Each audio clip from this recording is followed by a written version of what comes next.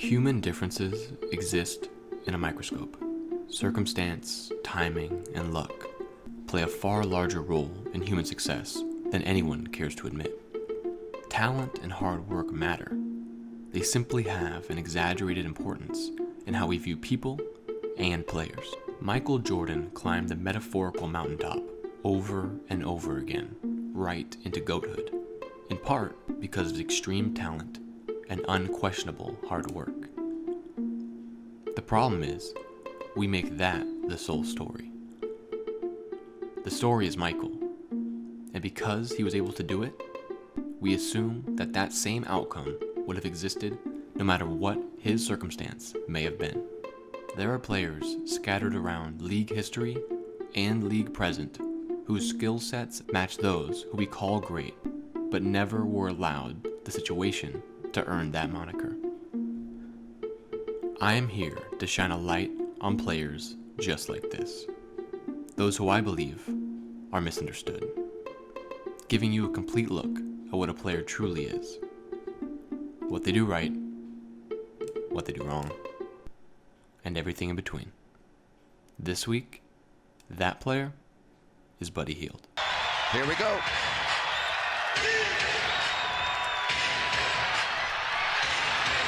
Buddy Hield. Buddy Hield! Oh, boy! The Kings come to Motown and they steal the game! They steal the game! Buddy Hield stuns the crowd here in Detroit! Buddy Hield is a shooter in a shooter's decade.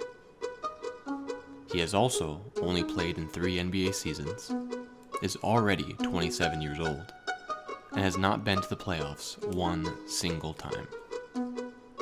Our pre-described definitions of greatness do not match his career synopsis. However, his play and career statistics tell a much different story. Buddy Hield is unquestionably one of the best shooters in the NBA.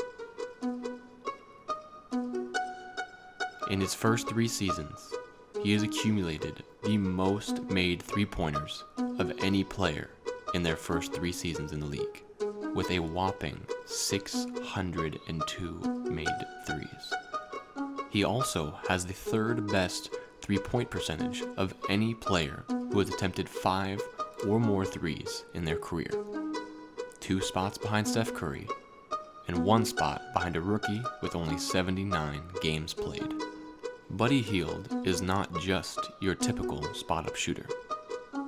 He is an improved ball handler who is unafraid to take a couple of dribbles before launching long-range jumpers. He still, overwhelmingly, shoots spot-ups, but he is lights out when being able to take 1 or 2 dribbles before shooting. On these attempts from deep, he averages 41%. This is how he is able to be such an efficient scorer. It means he is not relegated to 3-point jumpers. He can dribble past a screen, into the heart of a defense, and rise up and knock down a mid-range J, thriving from 10 to 14 feet.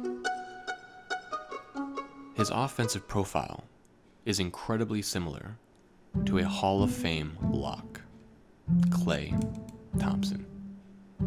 Their 2019 seasons are like looking for differences in the same picture taken by 2 different cameras.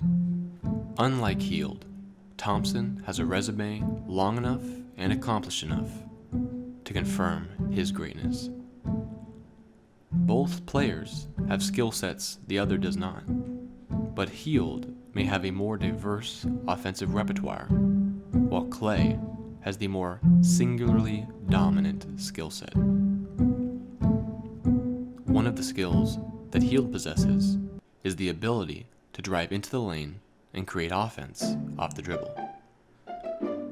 Last season, Hield attempted 122 driving layups, which he converted at a 46% clip. Klay Thompson attempted nearly 100 fewer driving layups. Part of the reason Hield is able to create much more offense off the dribble is his incredible speed. In high school, Buddy was a track and field star, explaining why he was the fastest player on average in the NBA of any player that played at least 40 games last year, and he often utilizes his quick first step to get past defenders. His favorite move by far is the hesitation dribble. This move often freezes defenders long enough to get by them and either rise for a mid-range jumper or head to the rack for a driving layup. With this speed comes trade-offs, one of which being how early he takes off. He often leaps into layups well before the restricted area. This is why 36% of his missed driving layups were blocked shots. He hangs in the air for such a long period of time that defenders are able to cover the ground they need to in order to block his shot. He also rarely goes to the free throw line. In his career, he has attempted just 1.4 free throws per game compared to 12.5 field goals attempted. This is a constant issue in today's NBA and throughout shooters' history. If you can shoot the ball from anywhere on the court, you likely are adverse to contact and figure it is easier for you to fade away than to crash into an opposing player. I can score and shoot it with the best, but now it's all about being efficient and getting to the foul line. You know, I average about 2 free throws, 2.5 free throws a game, trying to get it up to 5s, you know. Wow. And that's all I've been working on all year. Just on this offseason, just getting to try to find ways to draw a foul to get the free throw line. And I think if I can up that, I think I'll be a league scorer in this league. Buddy Hield is not Klay Thompson. Thompson has accolades, championships, wins, and nearly a decade of consistently great play. But Hield is great in his own respect. He simply has not been allowed the environment for his skill sets to shine on the biggest stage possible. And he may never. Being only 2 years younger and on a Kings team that is more allergic to the playoffs than he is free throws means his near identical stat lines will never be comparable. His talent and hard work mattering less in the eyes of the average fan. That does not make him a bad player. It simply makes him misunderstood.